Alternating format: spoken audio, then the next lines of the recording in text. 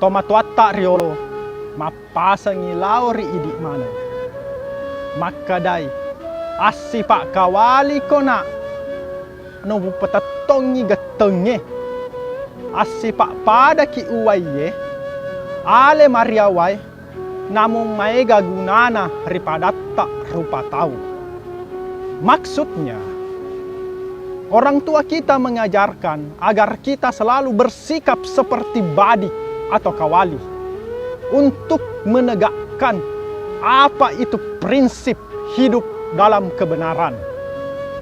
Juga tidak luput selalu mengingatkan kepada kita agar bersikap seperti air yang mengalir dari tempat tinggi ke tempat rendah dan bermanfaat bagi kehidupan.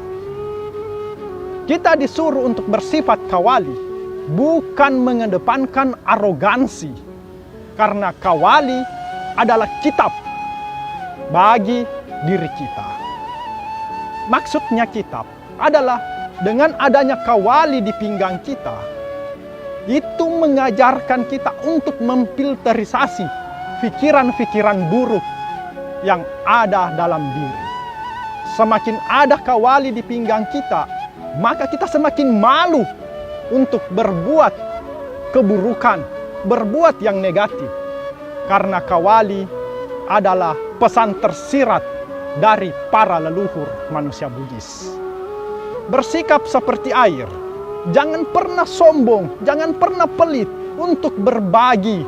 Jika tidak ada materi yang kita mampu bagikan, maka bagikanlah pengetahuan kita. Jika tidak ada pengetahuan yang tidak mampu kita bagikan, maka bagikanlah senyuman kita. Karena sebaik-baiknya manusia adalah manusia yang bermanfaat bagi sesamanya. Manusia Bugis mapalisu sumange. Salama ki topada salama, malilu si pakainge, mali si parape, rebah si patoko.